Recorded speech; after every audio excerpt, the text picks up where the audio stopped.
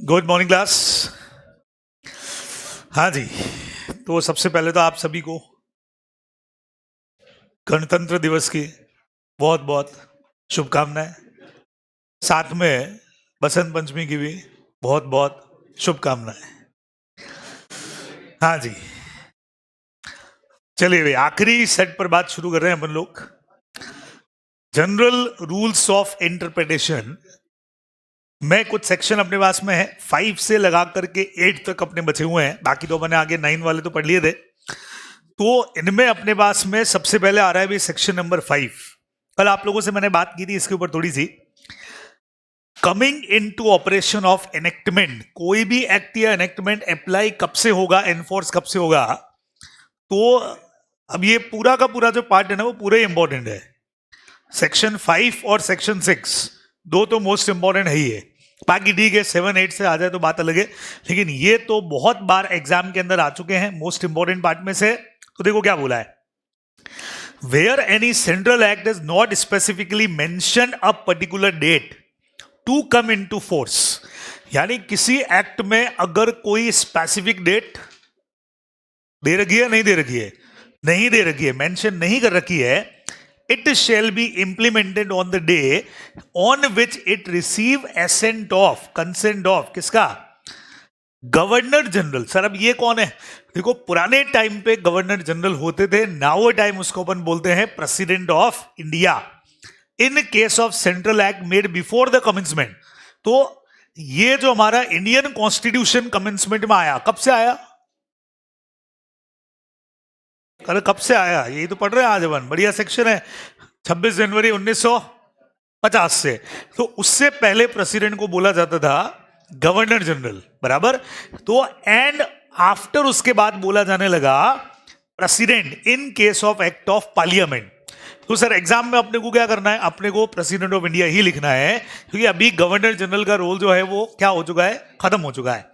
तो it means अगर किसी एक्ट में स्पेसिफिक डेट, मान लो एक्ट में ही दे दिया यार इस दिन पे ये एक्ट अप्लाई होगा, तब तो बात ही खत्म हो गई। नहीं तो जिस दिन प्रेसिडेंट का कंसेंट मिला उस दिन को हम लोग मानते हैं date of commencement of the act. Example check करो। अब इसमें भी एक बढ़िया चीज इन्होंने दे रखी है, वो भी देखना। The companies act 2013 receive ascent of president on 29 of August 2013 and notify हुआ ऑफिशियल गजट में 30 अगस्त को। अब सुनना, प्रेसिडेंट का कंसेंट तो 29 को मिल गया, लेकिन अपने को क्या पता 29 को मिला, तो वो तो गवर्नमेंट बताएगी कि भाई इस डेट के ऊपर अभी कंसेंट मिल गया और हम इसको अप्लाई कर रहे हैं with the enforcement of section 1 of the act. Accordingly companies act कब से एप्लीकेबल माना जाएगा, जब वो ऑफिशियल गजट के अंदर प्रिंट हुआ। तो सर प्रेसिडेंट का कंसेंट या ऑफिशियल गजट, अगर दोनों की सेम डेट हो तब तो एक ही बात है, और अगर बाय चांस डेट का एक आध दिन का ही फर्क आता है, ज्यादा नहीं आता है, तो फिर अपन क्या करेंगे, गजट की डेट को मान के चलते हैं कि इस दिन प्रेसिडेंट का कंसेंट मिला और वही हमारी डेट ऑफ एप्लीकेबिलिटी होगी। ये आपको ध्यान में हमेशा रखना चाहिए, तो कंफ्यूज मत होना एग्जाम के अंदर। नॉर्मली प्रेसिडेंट का कंसेंट और गजट का डेट एक ही होता है।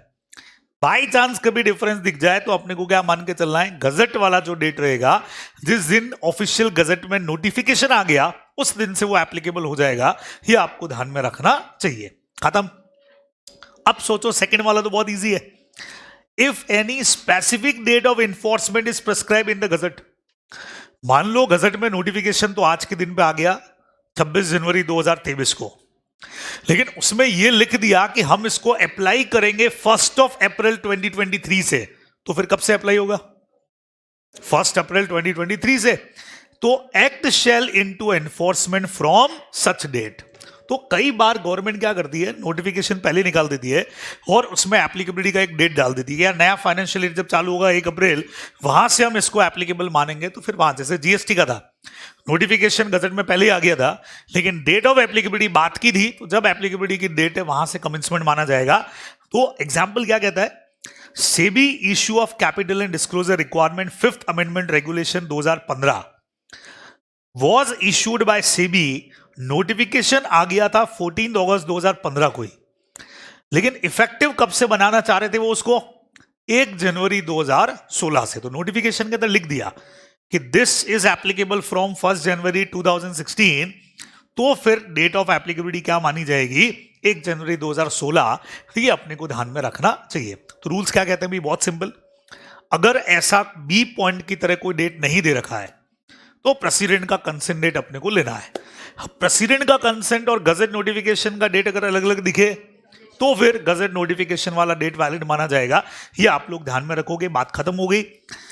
रूल्स की एप्लीकेबिलिटी कब से माननी है, जो बीच बीच में रूल्स आते रहते हैं ना, तो देखो क्या बोला है इस केस के हिसाब से। महेश नरेन वर्सेस यूपी वाला जो केस था, Supreme court held the effective date of rule would be when rules are published in gazette notification, no date from when the rules were under preparation. अपने को पता ही है, प्रिपेयर हो रहे हैं उससे कोई मतलब नहीं। जिस दिन गजट में नोटिफाई हो गए रूल्स, उस दिन से उनकी एप्लीकेबिलिटी मानी जाएगी। ये आपको ध्यान में रखना चाहिए। तो एग्जाम के हिसाब से बहुत इंपॉर्टेंट है ये, बिकॉज ये ऊपर वाले पोर्शन पे बहुत बार क्वेश्चन आ चुका है कि भाई प्रेसिडेंट का कंसेंट मिला के नोटिफिकेशन आया, ये डेट दे रखी थी, तो आपको फाइंड आउट करना है किस दिन से हमारा एक्ट एप्लीकेबल हुआ, खत्म। Also law takes cognizance of fraction of days. अब ये क्या बोला है भाई, Thus, where an act provide that it is come into force on the first day of January, it will come into force as soon as the clock has struck 12 on the night of 31 दिसंबर। बोले तो 31 दिसंबर का रात, happy new year के साथ साथ उसी वक्त से। भाई अपन कई बार ये भी एक कंफ्यूजन आया कि सर 1 तारीख को अप्लाई किया तो 1 तारीख को कितने बजे से अप्लाई हुआ, बराबर। तो हमने कहा कि रात को 12 जैसे ही बजे उसके बाद से हमारा जो एक्ट है वो एप्लीकेबल मान लिया जाएगा।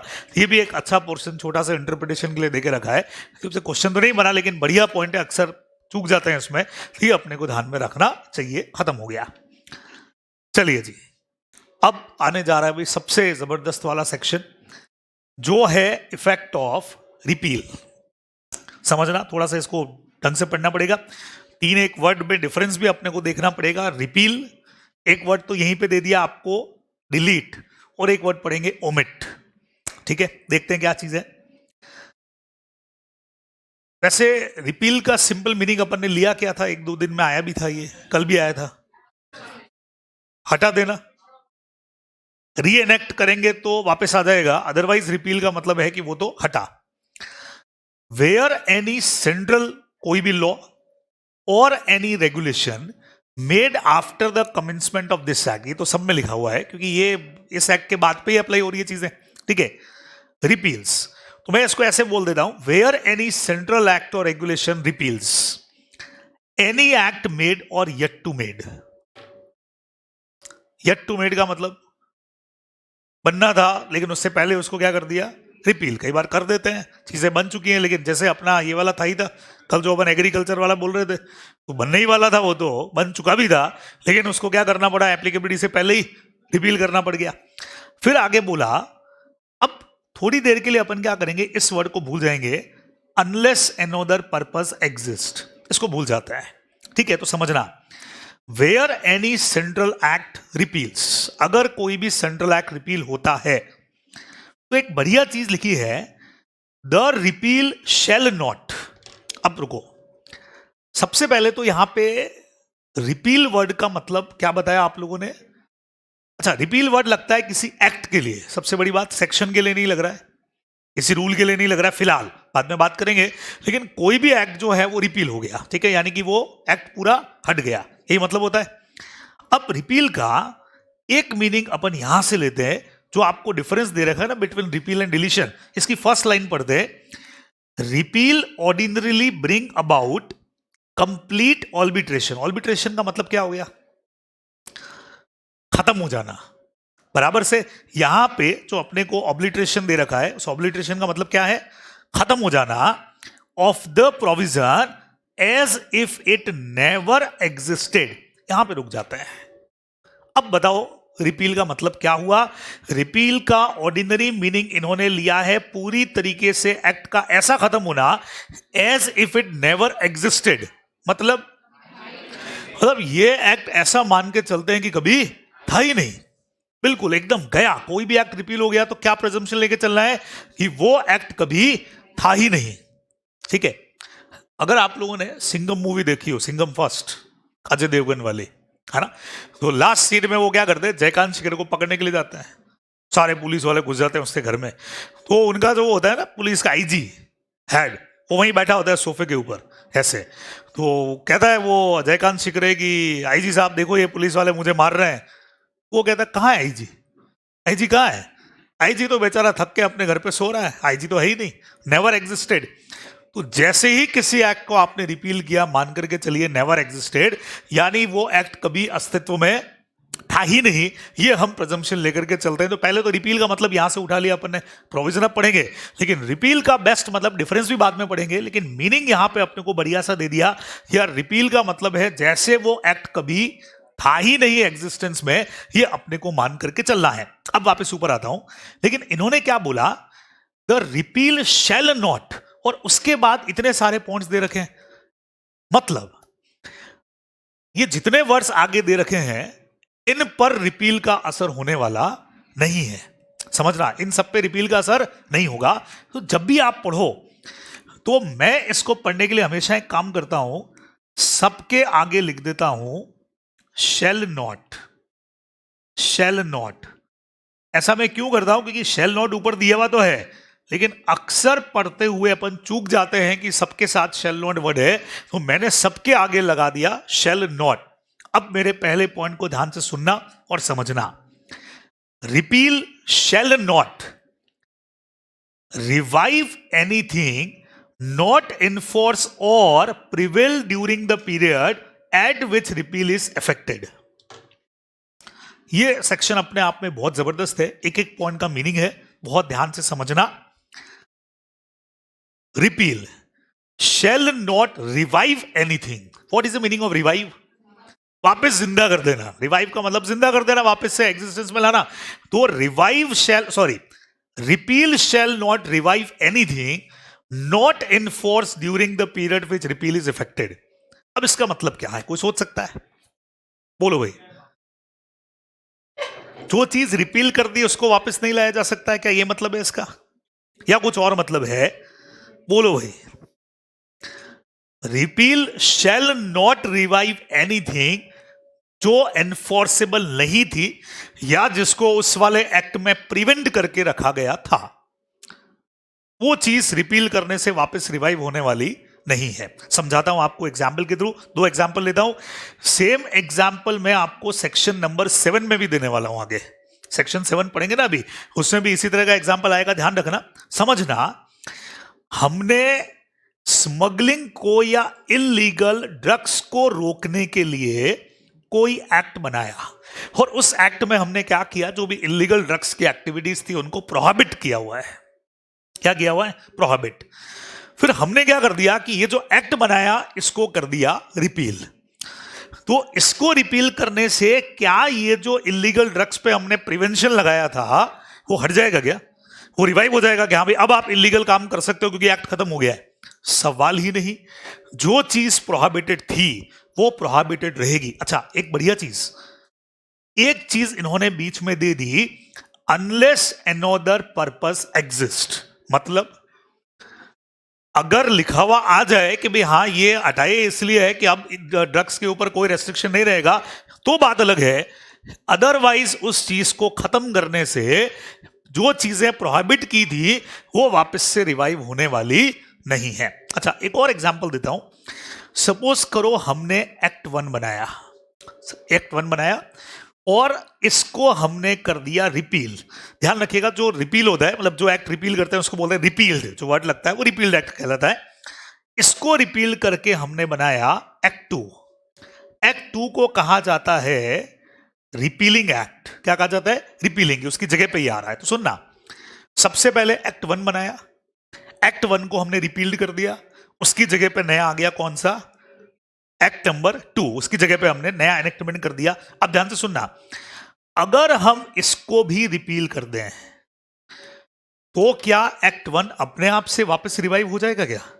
बोलो बोलो बोलो। सेक्शन 7 में सेम चीज पढ़ाऊंगा आप लोगों को मैं, ध्यान से सुन लेना। एक्ट 1 को खत्म करके उसकी जगह पे हम 2 लाए, जैसे ही दूसरे को खत्म किया सबने कहा सर वो पहले वाला वापस जिंदा हो गया। ऐसे कैसे हो गया? हाँ, हो सकता है। Unless provide in provision, otherwise होने वाला नहीं है। और सिंपल तीसरा एग्जाम्पल सुनो जो सेक्शन 7 से ही है, एग्जैक्ट सेक्शन 7 में यही पढ़ेंगे। एक पर्सन ने शादी करी,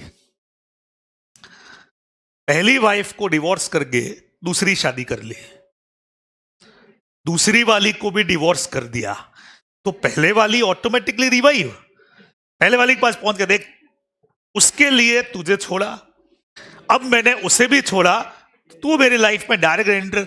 बोलो इज इट पॉसिबल? हो सकता है, मना भी नहीं कर रहा हूं, हो सकता है, लेकिन उसके लिए वापस शादी उससे करनी पड़ेगी, ऑटोमेटिकली रिवाइव होने वाला नहीं है। बात समझ में आया? अभी घुसा खोपड़ी के अंदर, या आप ये सोचो कि ऑटोमेटिक रिवाइव हो जाए, वो ऑटोमेटिकली रिवाइव के चांसेस आपको नहीं मिलेंगे, ये अपने को ध्यान में रखना है। सेम एग्जांपल सेक्शन 7 में रिपीट करूंगा अभी, ये आपको ध्यान में रखना है। आपका फर्स्ट पॉइंट ये कहता है शैल नॉट रिवाइव एनीथिंग, जो वहां प्रोहिबिट किया था अपन ने, ये आप लोग ध्यान रखेंगे फर्स्ट पॉइंट में। क्लियर? 3 एग्जाम्पल अपन बात कर चुके हैं इस पे। सेकेंड नंबर बढ़िया चीज देखना, shall not affect the prior management of any legislation that is repealed or anything performed or undergone। बढ़िया चीज है, shall not affect prior management of law that is repealed। जो चीज हो चुकी है उस पर इसका असर होने वाला नहीं है। बात समझ में आ रहा है? What is the meaning of performed? हो गया, अंडरगॉन हो गया, तो जो हो गया सो हो गया ना भाई। कंपनीज एक्ट 1956 को हमने क्या किया? रिपील कर दिया, उसकी जगह पे नया कंपनीज एक्ट लिया है, तो जो पुराने कंपनीज एक्ट में हो गया उसका क्या करना? अरे तो हो गया ना यार उसको। लेकिन सर अपन ने तो पढ़ा था नेवर एग्जिस्टेड मानना है, रिपील का मतलब क्या मानना है? जैसे कभी था ही नहीं। तो सर फिर ये पॉइंट कैसे लगेगा कि जो हो गया सो हो गया? उसके लिए आपको एक बढ़िया चीज बताता हूं, सुनना। केस नंबर फर्स्ट पढ़ो मेरे साथ में, यहां से case number first, state of UP versus Hitendra Pal Singh. Supreme court held that whenever an act is repeal, जब भी कोई एक्ट रिपील होता है, it must be considered as, क्या बोला है? If had never existed. बराबर वही जो अपन ने अभी पढ़ा। ऑब्जेक्ट ऑफ रिपील इज, वही वाला वर्ड आ गया अपना, कौन सा? ऑब्लिटरेट वाला। फ्रॉम स्टेचुटरी बुक्स, जो स्टेचुटरी बुक्स है वहां से हम मान करके चलेंगे कि कभी एक्ट था ही नहीं।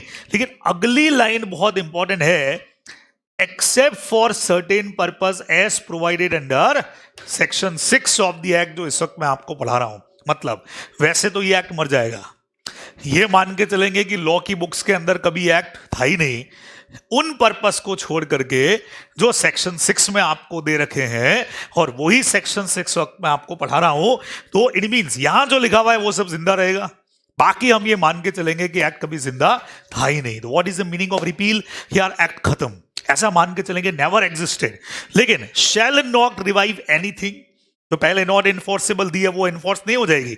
सेकंड नंबर, अगर जो चीज हो चुकी है, परफॉर्म्ड हो चुका है, वो चीज वैसी ही रहेगी, उसको हटाने की जरूरत आपको नहीं है। तीसरा पॉइंट तुमको और समझ में आएगा, shall not affect any claim, privilege, responsibility or debt obtained, ensured or sustained under any law so repealed। क्या मतलब? जो एक्ट हटा उसमें तुमको कुछ क्लेम मिल रहा था, उसमें कोई प्रिविलेज मिला है, टैक्स वगैरह में पढ़ते हो ना, ठीक है, उसमें कोई रेस्पॉन्सिबिलिटी आई, कोई डेप्ट क्रिएट हुआ, कुछ भी हुआ, उस पर असर होगा भले ही एक्ट रिपील हो जाए। वैसे तो एक्ट रिपील होने के साथ साथ सब चीजें खत्म हो जानी चाहिए, लेकिन क्लियर बोल दिया सुप्रीम कोर्ट ने कि सेक्शन 6 के अंदर वाली चीजों के लिए रिपील का असर नहीं होगा। और उसमें क्लियर बोल दिया अगर जो एक्ट रिपील हुआ उसमें कोई क्लेम मिला, कोई बेनिफिट मिला, कोई एग्जम्पशन मिला, वो एज इट इज चालू रहेगा, हट भी सकता है।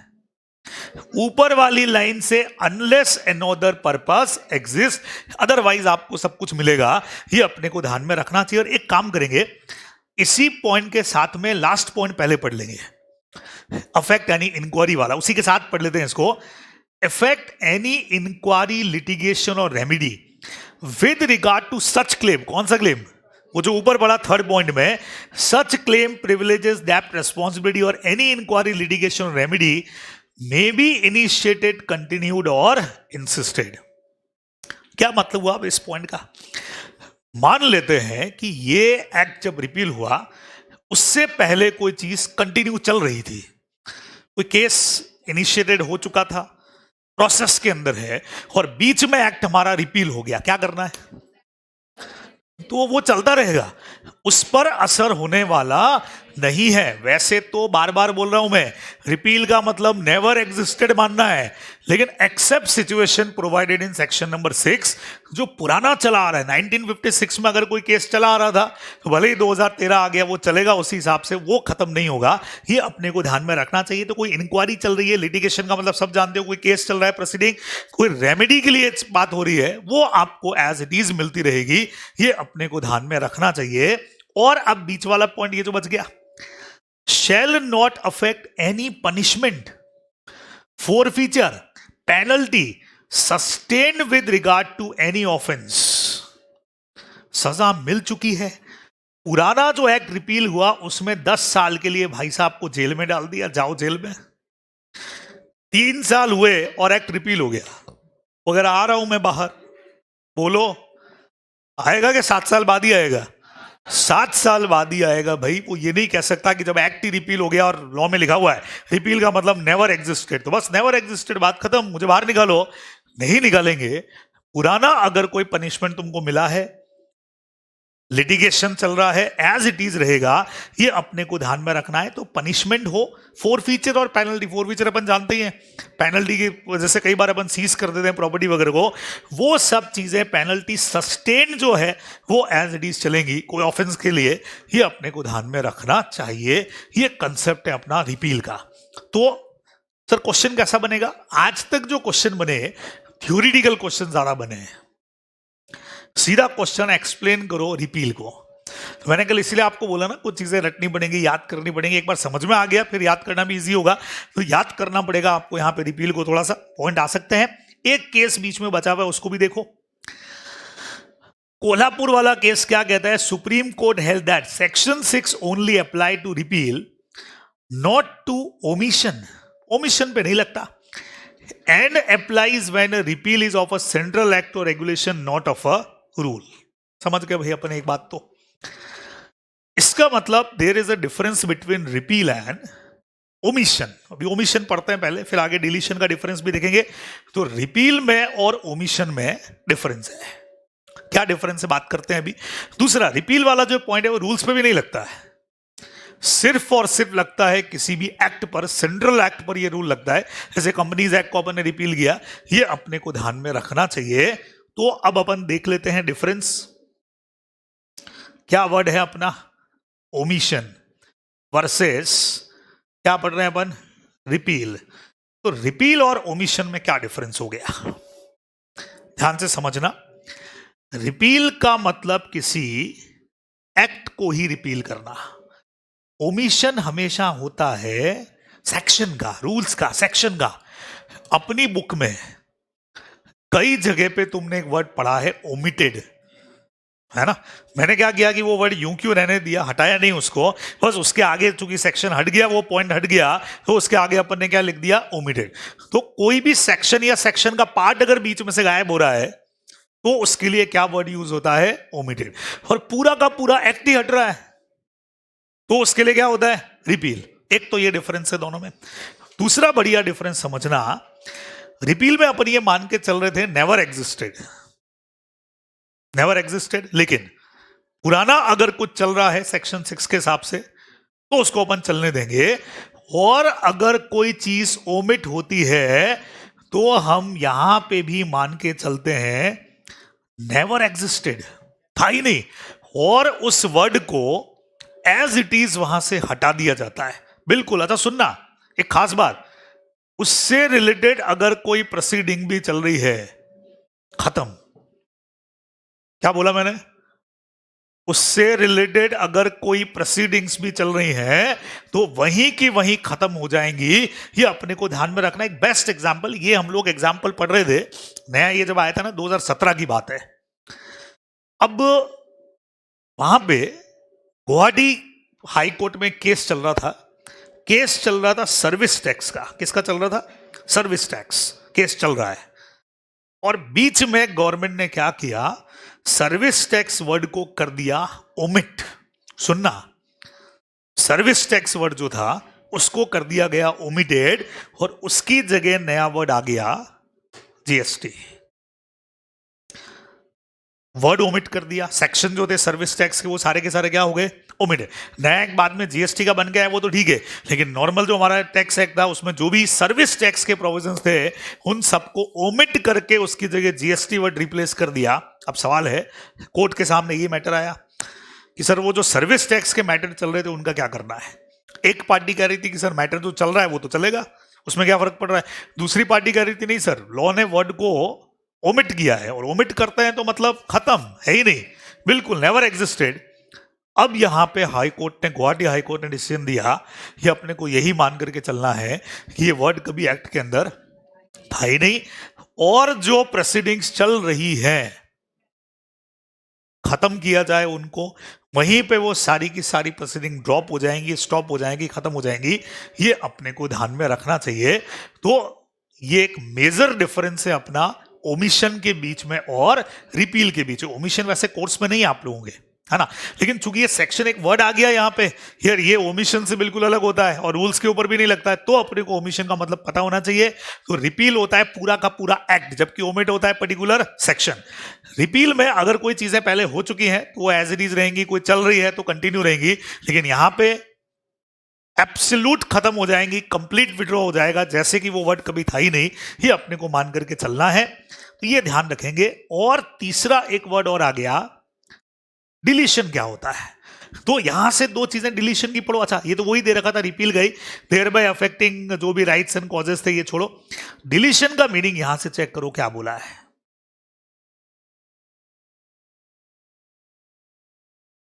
हाँ जी,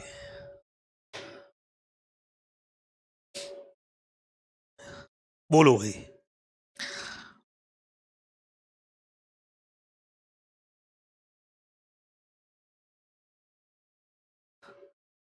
बता सकते हो डिलीट अगर कोई सेक्शन कर दिया जाए, रिपील और डिलीट में डिफरेंस दिया है यहां पे। ये अगर कोई चीज डिलीट कर दी है उन्होंने, लॉ में वर्ड उन्होंने रिपील की जगह वर्ड यूज कर दिया डिलीट, तो क्या करूं। जहां से डिलीट हुआ है वहां से आगे के लिए उसके इफेक्ट्स खत्म हो गए। हम कंप्लीटली ये कभी मान करके नहीं चलेंगे कि पूरा ये एक्ट कभी था ही नहीं, जबकि रिपील में तो अपन क्या मान के चल रहे थे, है ही नहीं। और सुनना, सिर्फ सेक्शन 6 के मैटर में अपन कुछ चीजें परमिट कर रहे थे, अदरवाइज तो अपन मान के चल रहे थे कभी था ही नहीं। इसको ऐसे समझाता हूं आपको, सुनना। कोई एक्ट पुराना मान लीजिए चला आ रहा है, आज के दिन पे यानी 26 जनवरी 2023 को कोई एक्ट इन्होंने मान लो या तो रिपील किया, पहले रिपील का एग्जांपल लेते हैं, रिपील कर दिया, हट गया एक्ट, मान के चलेंगे नेवर एग्जिस्टेड है, ठीक है। जो प्रोसीडिंग चलती आ रही है वो चलेंगी, जो हो चुका है वो होगा, वो सब कुछ ठीक है। लेकिन इसके बाद में पता लगा, अपने को पता क्या लगा, सुनना, कि 2022 में इस एक्ट, जो एक्ट रिपील्ड हो गया, उससे रिलेटेड कोई प्रोसीडिंग चालू करनी है अब अपने को। इज इट पॉसिबल और नॉट, बोलो भाई। क्वेश्चन समझ में आया? सुनो वापस। 26 जनवरी 2023 आज के दिन में हमारा कोई एक्ट रिपील हो गया, और हमको जब ये एक्ट अप्लाई था पिछले सालों में, उससे रिलेटेड कोई मैटर अब इनिशिएट करना है। कोई क्राइम पकड़ में आया, कोई ऑफेंस पकड़ में आया, and we want to initiate, अब करना इनिशिएट नहीं कर सकते। क्यों? क्योंकि हम ये मान के चलते हैं ये एक्ट तो कभी था ही नहीं। हाँ, लेकिन जो हो चुका है वो कंटिन्यू रहेगा, ठीक है। अगर कोई प्रोसीडिंग चल रही है वो कंटिन्यू रहेगी, लेकिन अब नया कुछ इनिशिएशन करना चाहो तो उसकी परमिशन आपको रिपील के अंदर नहीं है, ध्यान से सुनना। और अगर कोई सेक्शन डिलीट हो तो मान लो 26 जनवरी को कोई एक्ट लॉ ने वर्ड क्या यूज कर लिया, डिलीट, तो 26 जनवरी से वो डिलीट माना जाएगा, उसके 25 जनवरी तक रात 12 बजे तक, 11:59 तक वो एक्ट जो है वो चालू रहेगा। मतलब एक्ट डिलीट हो गया, अब पता लगा कि पिछले साल कुछ प्रॉब्लम हुई थी और हमको केस चालू करना है, कर सकते हैं कि नहीं कर सकते हैं? डिलीट के अंदर अपन कर सकते हैं। सर क्यों सर? डिलीट का इफेक्ट कब से मानते हैं? 26 जनवरी से आगे की चीजों के लिए एक्ट काम नहीं कर रहा है, लेकिन उससे पहले तो एक्ट था, और अगर था तो उससे रिलेटेड ऑफेंस के लिए अगर अपने को प्रोसीडिंग अब भी चालू करनी है तो अपन कर सकते हैं। ये डिफरेंस होता है डिलीट और रिपील में, ये अपने को ध्यान में रखना चाहिए। बराबर। तो अब वापस सुनिएगा, इसका पूरा वीडियो जो है वो YouTube पे मेरा ऑलरेडी पड़ा हुआ है, बहुत डिटेलिंग वीडियो, जो यहाँ समझा रहा हूँ ना उतना ही डिटेलिंग के अंदर जो पूरा स्टडी मैट से डायरेक्ट अपन ने लिया हुआ है, तो वो आपके साथ शेयर करूंगा मैं।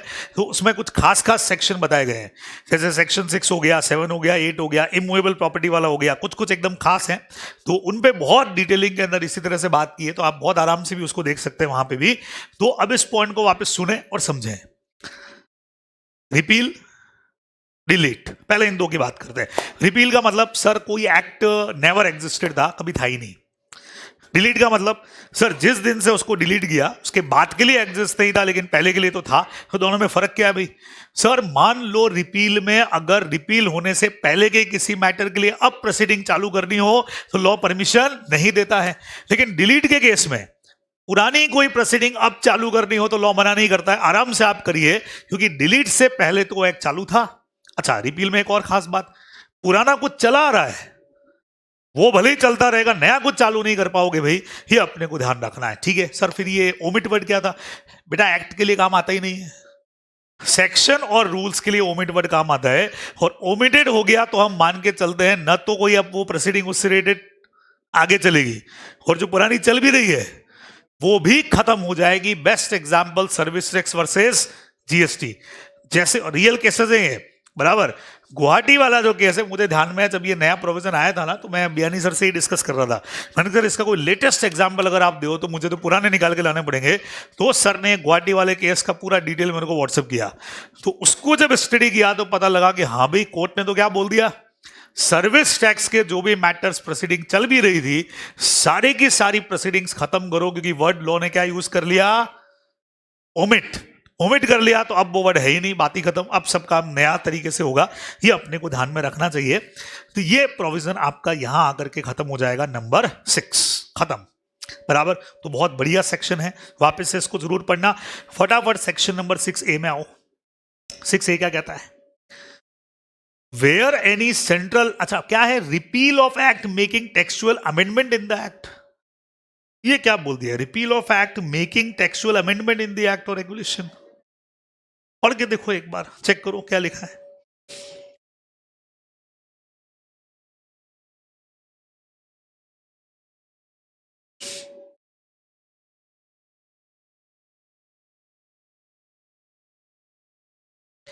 Where any central act or regulation made after the commencement of this act repeal any enactment by which the text of any central act or regulation was amended by the, amend किया गया था कुछ omit करके, insert करके या substitution करके, unless a different intention appear, तो सब में होता है। Repeal shall not affect the continuance of such amendment made by enactment so repeal and in operation at the time of repeal. अरे यार ये क्या बोल दिया? चीज तो बढ़िया है, समझ में आई कि नहीं आई ये बताओ आप। तो अपने को दिक्कत क्या करते हैं, बीच में जो इतने सारे वर्ड लगा देते हैं ना वो अपने को उलझा देते हैं। इनके बगैर अगर इसको पढ़ा जाए, बीच के वर्ड्स को एक बार हटा करके, तो आपको डायरेक्ट समझ में आएगा। बताता हूं, आई थिंक मेरे पास इधर होना चाहिए। हाँ जी, repeal of act making textual amendment, देखना there is a central act made after the commencement of the act, को तो सब में लाइन है। The text of central act was amended, मतलब सेंट्रल एक्ट में आपने पहले तो कुछ अमेंड किए थे और फिर सेंट्रल एक्ट को ही आपने रिपील कर दिया, तो वो जो अमेंडमेंट्स हैं वो तो चलेंगे, बस यही तो बोला है। देखो, after this amendment act, after that this amendment act repealed, बोलो कौन सा एक्ट रिपील हुआ है? अमेंडमेंट वाला। But the repeal shall not affect the continuance of any such amendment in operation at the time of such repeal. In short, if any amendment act repeal, amendment made in main act does not omitted. Sir मतलब क्या है? एकदम easy example देता हूं, तुमको समझ आएगा B तुरंत। स्मॉल कंपनी का डेफिनेशन याद है? पेड अप कैपिटल कितना हो गया भाई? पहले कितना था? 2 करोड़, और टर्नओवर था 20 करोड़, ठीक है। अब आता है कंपनीज अमेंडमेंट एक्ट 2022। बात समझ में आया? क्या आता है? कंपनीज, ध्यान से सुनना, कंपनीज अमेंडमेंट एक्ट 2022 वो इस 2 करोड़ को कर देता है 4 करोड़, जिसको कर देता है 40 करोड़। ध्यान से सुनना। तो हमने क्या किया कि मेन एक्ट में चेंज कर दिया, बोलो किया कि नहीं किया? मेन एक्ट में हमने इसको 4 करोड़ कर दिया और इसको हमने क्या कर दिया 40 करोड़ कर दिया। अब मेन एक्ट में कर तो दिया, फिर गवर्नमेंट को लगता है कि जब सारे प्रोविजन मेन एक्ट के अंदर आई गए हैं तो इस एक्ट को रखने की क्या जरूरत है, क्यों ने इसको क्या कर दिया जाए, रिपील, हटाओ। तो उन्होंने इस अमेंडमेंट एक्ट को रिपील कर दिया। रिपील करते ही किसी ने बोला मतलब जो अमेंडमेंट्स थे वो भी सारे गए। अरे नहीं गए रे भाई, मेन एक्ट में हमने ऑटोमेटिकली उसको क्या कर लिया, क्लब कर लिया, तो अब उसकी जरूरत नहीं थी, इसीलिए हमने उसको रिपील कर लिया। तो इसका मतलब ये नहीं है कि वो अमेंडमेंट भी सारे हट जाएंगे, वापस से तुम पढ़ोगे 2 करोड़ और 20 करोड़, सवाल ही नहीं। जो हो गया 4 करोड़ और 40 करोड़ वो अमेंडमेंट हमेशा वैलिड रहेंगे, और ये गवर्नमेंट हमेशा करती है। कभी एमसीए की साइट पर जाना, कंपनीज एक्ट 2013 के बाद में तुमको दिखेगा अमेंडमेंट एक्ट 2014, 15, 16, 17, 18, 19, 20, 21, 22, हर साल तुमको एक अमेंडमेंट एक्ट दिखेगा। तो गवर्नमेंट इतने सारे अमेंडमेंट एक्ट चालू क्यों रखेगी भाई? तो जैसे जैसे वो मेन पोर्शन के अंदर आते जाएंगे वैसे वैसे उसको क्या करती जाएगी, ओमिट करती जाएगी। हम भी कई बार करते हैं, रफ नोट्स बनाए, फिर रफ नोट्स को जब हमने फेयर के अंदर मर्ज कर लिया तो रफ नोट्स को फाड़ करके फेंक देते हैं, यार हटाओ इनको। तो कितने नोट्स, इतने इतने कितने संभाल करो, हर साल के इतने नोट बनाऊंगा तो ऐसे 4, 5, 10 अलमारियां तो मुझे खाली नोट्स के लिए, वो भी रफ नोट्स के लिए बनानी पड़ेगी, तो हटाओ उनको। तो एग्जैक्टली ये सेक्शन का मतलब है कि जो अमेंडमेंट आपने कर दिए फिर वो एक्ट हटने के बाद भी अमेंडमेंट चालू रहेंगे, बिकॉज आपने उसको मेन एक्ट के अंदर क्लब कर दिया। ये आप ध्यान रखोगे तो इस नोट्स में ये लाइन आपके लिए बहुत काम कर जाएगी। तो वापस पढ़ोगे, if any amendment act repeal, amendment made in main act does not omitted, वो चालू ही रहेंगे, खाली एक्ट हट गया है, सेक्शंस चालू रहेंगे, ये आपको ध्यान में रखना चाहिए। चलिए नेक्स्ट 7th वाला, तो मैंने अभी आपको कहा था, मैं ऑलरेडी एग्जांपल दे चुका हूं, पढ़ो तो 7th वाला, revival of repeal enactment. If any central act और रेगुलेशन आफ्टर कमेंसमेंट, तो हर बार वही लिखता है वो, it shall be necessary for the purpose of reviving either wholly or partly any enactment wholly or partly repealed express to state that purpose। ऊपर वाली line ही वापस, अगर वापस रिवाइव करना है तो एक्सप्रेसली आपको इसके लिए लिखना पड़ेगा। पहली वाली वाइफ से अगर वापस शादी करनी है तो एक्सप्रेसली शादी वाली सारी प्रोसीडिंग करनी पड़ेगी, समझ रहे हो ना, अपने आप से वाइफ नहीं बन जाएगी वो। तो एग्जाम्पल यहां पे भी मैंने कहा था सेक्शन 7 में सेम काम करेगा। पहली वाइफ डिवोर्स कर दिया, किसके लिए, दूसरी वाली के लिए। ये गाना भी चल रहा है, बड़ा अजीब सा गाना ही है, तेरे लिए पहली वाली छोड़ दूं। तो मैं घर जाता हूँ ना तो वो रेडियो के अंदर गाना चलता रहता है गाड़ी में, मैंने कहा यार जोरदार जोरदार गाने, अजीब अजीब, तेरे लिए पहली वाली छोड़ दूं, पहली वाली के लिए दूसरी वाली छोड़ दूं, पहली वाली दूसरी वाली, एक संभलती नहीं है, पहली वाली दूसरी वाली। तो अब सवाल ये है, पहली वाली के लिए, सॉरी पहली वाली को छोड़ के दूसरी वाली, दूसरी वाली को छोड़ते ही ऑटोमेटिकली पहले वाली नहीं आएगी, है ना, ध्यान रखना है। पहले वाला भी बोल सकते हो भैया, हाँ अभी बोले सारे एग्जाम्पल वाली पे ही क्यों होते हैं, इधर वाले पे भी बनाओ, तो भैया सेम प्रोविजन लगा दो, बराबर ध्यान रखेंगे आप, ठीक है, सेम प्रोविजन आप लगा सकते हैं। ये अपना सेक्शन नंबर 7 यहां पे काम करता है कि अगर आपको किसी एक्ट को रिवाइव करना है वापस से तो आपको एक्सप्रेस प्रोविजन डालना पड़ेगा। देखो लिख दिया express to state that purpose, तो वापस से वो रिवाइव होगा, नहीं तो अपने आप से नहीं हो जाएगा, ये ध्यान रखोगे। और आखिरी सेक्शन बचता है 8 नंबर बड़े सेक्शंस में, construction of reference to repeal enactment, section number 8। ये सबसे सिंपल है, सबसे आसान। सर देखने में तो लंबा चौड़ा लग रहा है, सबसे सिंपल है। देखो, वेयर दिस एक्ट और सेंट्रल एक्ट और रेगुलेशन मेड आफ्टर, ये तो पढ़ पढ़ के बोर हो गया मैं एक ही line, repeal and re enact, समझना भाई, पुराना हटा नया आ गया। कंपनीज एक्ट 1956 गया, 2013 आ गया, बेस्ट एग्जांपल दिमाग में रखो। वेदर विद और विदाउट मॉडिफिकेशन आया हो, any provision of a former enactment, पुराने वाले का अगर आपने किसी अदर एक्ट में रेफरेंस दे रखा है तो पुराने वाले की जगह वो भी नया वाला हो जाएगा, बस इतनी सी बात है। और in any instrument to the provision so repeal unless a different intention appear be constitute as reference to the provision so reenacted, हम मान लेंगे कि नया वाला प्रोविजन अब अप्लाई होगा। कैसे, 2 एग्जांपल दे रहा हूं, अभी आपको समझ आएगा। सर अगले पैरा का क्या करना है, नहीं पढ़ना है रे भाई, कब का दिया इन्होंने ये, अरे हो गया, 15 अगस्त 1947 से पहले का, आजादी के पहले का प्रोविजन है भाई, नमस्कार है इसको, यूनाइटेड किंगडम मानते नहीं हम, हटाओ। हम पढ़ेंगे अपने एग्जाम्पल्स, आइए एग्जाम्पल पढ़ते हैं। पहले तो ये पढ़ो भाई, 115 जेबी मेरे नाम से नहीं बनाया मैंने, इनकम टैक्स में सेक्शन है बराबर। In section number 115 JB of income tax act 1961, पता नहीं तुमने पढ़ा है कि नहीं पढ़ा है अब तक, पढ़ लिया क्या? लास्ट में है ना कुछ सेक्शंस तुम्हारे, उनमें होगा शायद, पता नहीं मुझे। For calculation of book profit, समझना, companies act 1956 are required to be referred. बढ़िया। इनकम टैक्स एक्ट में लिखा हुआ है कि कंपनीज एक्ट आपको फॉलो करना है वहां पे 1956। अब 56 तो रिपील हो गया, मजेदार बात बताऊं, 56 तो रिपील हो गया, लेकिन इनकम टैक्स वालों ने अभी तक भी रखा हुआ था 1956। लेकिन अपन जब पढ़ेंगे तो उसको क्या पढ़ेंगे, 2013 की तरह से आपको पढ़ना है, ये आपको ध्यान में रखना चाहिए। एक और बढ़िया चीज बताता हूं आपको, यहां पे अभी एलएलबी में इस बार बहुत अमेंडमेंट्स आए, अपन जो फाउंडेशन में पढ़ते हैं ना, और बड़ा अमेंडमेंट क्या किया, पुराना जब तुम लोग शायद पढ़ के आए थे तो एलएलपी में सब जगह पे कंपनीज एक्ट 1956 लिखा हुआ था, अंदर जो रेफरेंसेस थे ना 2-3 जगह आए थे। अब उन्होंने चेंज करके वहां पे क्या किए हैं, कंपनीज एक्ट 2013, जो मैंने पढ़ाते वक्त उस वक्त ही बोल दिया था कि अब कंपनी की डेफिनेशन तुमको वो लेनी है जो कंपनीज एक्ट 2013 में है। अच्छा, ऐसे ही सुनना, एक एक्ट है हमारा बोनस एक्ट 1965, सुनना, उसमें एक जगह पे पब्लिक एंटिटी वर्ड आता है, जिसमें एक डेफिनेशन दे रखी है गवर्नमेंट कंपनी की। किसकी? Government company. उन्होंने क्या बोल रखा है, गवर्नमेंट कंपनी का वही डेफिनेशन लीजिए जो section number 617 of companies act 1956 में दे रखा है, ये लिखा हुआ है उस एक्ट में।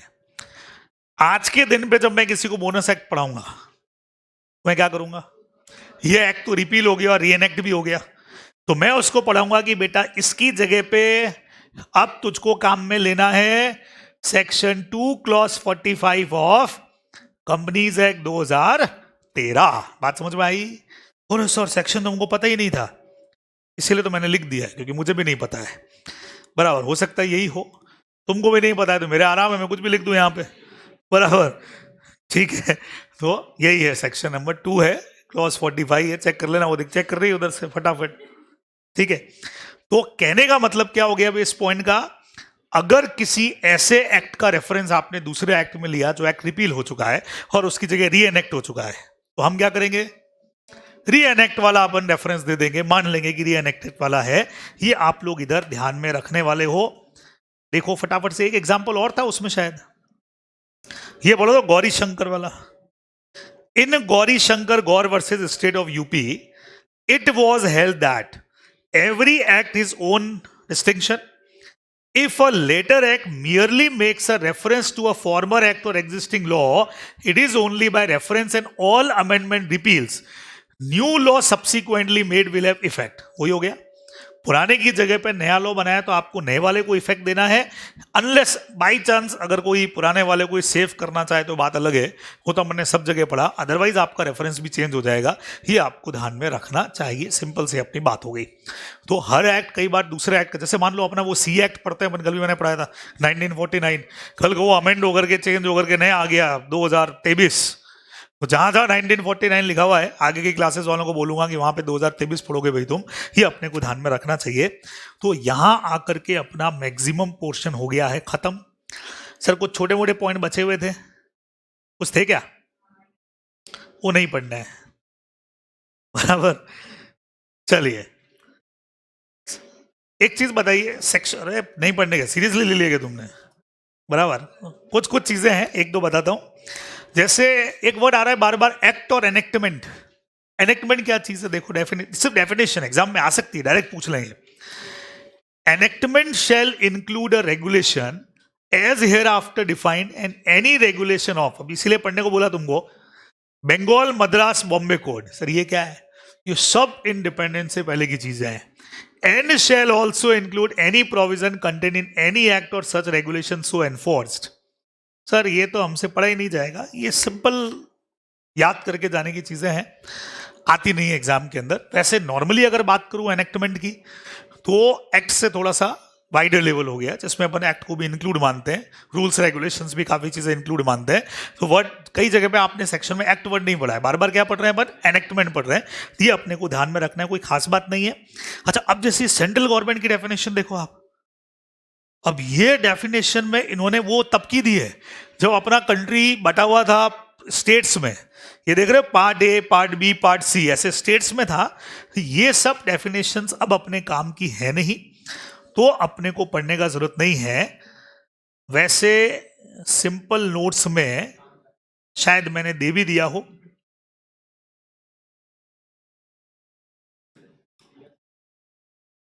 हाँ जी, ये देखो, ये सेंट्रल गवर्नमेंट की डेफिनेशन ये दे रखी है before commencement of the constitution वाली, जहां पे इन्होंने अलग अलग इस तरह से किया है। और ये कब की है, after commencement of the constitution की दे रखी है। तो कोई खास इसमें से आज तक तो कोई क्वेश्चन बना नहीं है। उसका रीजन है कि अब इस तरह की चीजें बहुत कुछ खत्म हो गई हैं, सीधा वहां लगे। अच्छा, आफ्टर कमेंसमेंट बात करूं तो अपने को पता है गवर्नमेंट दो तरह की होती है अपने यहाँ पे आजकल। कौन सी, सेंट्रल गवर्नमेंट हो गई, और दूसरी कौन सी हो गई, स्टेट गवर्नमेंट अपने यहाँ पे हो गई, ये अपने को पता है। और देन उसके अलावा अपने यहाँ पे कौन है, यूनियन टेरिटरीज, वो भी है। तो बस तीन तरह की गवर्नमेंट हो गई, सेंट्रल, स्टेट और यूनियन टेरिटरीज। बस ये अपने को ध्यान में रखना है, बाकी कोई खास बात नहीं है। तो सारा काम यहां पे अपना कंप्लीट हो गया है। रूल्स का क्या मतलब होता है, छोटा सा देख लो एक बार रूल्स भी। देखो, रूल का मतलब rule made in exercise of a power conferred by any enactment, और इसमें इंक्लूड है रेगुलेशंस भी। तो यहां मैंने एक्ट और रूल का मीनिंग आपको दे दिया। एक्ट तो जब बनता है डायरेक्ट सेक्शंस बन गए, लेकिन उससे रिलेटेड जो भी आपको आगे काम करना है तो उसके लिए क्या बनाने पड़ेंगे, रूल्स। और बेस्ट एग्जांपल मैंने ये दिया, देखो, the companies act 2013 is an act. It has several rules governing its operation, such companies incorporation rules 2014। या अपन अकाउंट्स रूल्स पढ़ते हैं, ऑडिटर रूल्स पढ़ते हैं, CSR रूल्स पढ़ते हैं, वो सारे के सारे रूल्स हैं। तो ये कभी कभार डायरेक्ट थ्योरी क्वेश्चन पूछ ले तो उस तरह से पढ़ के जाना है। अदरवाइज मैक्सिमम पार्ट जो भी है इक्का दुक्का छोड़ के, हाँ, अपन ने जो जो एग्जाम के पर्पज से है वो अपन ने सारा का सारा कवर कर लिया है। ठीक है, तो कुछ एक चीजें यहां से देखना शॉर्ट नोट से, वैसे तो सारे ही देख सकते हो आप, लेकिन कुछ डेफिनेशन जैसे एनेक्टमेंट की हो गई, रूल्स की हो गई, वो यहां से देख लोगे तो इजीली समझ में आ जाएगा। ध्यान रखेंगे। क्वेश्चंस में कुछ बचा हुआ है क्या, फटाफट चेक कर लो, खत्म करते हैं फिर। एनीथिंग,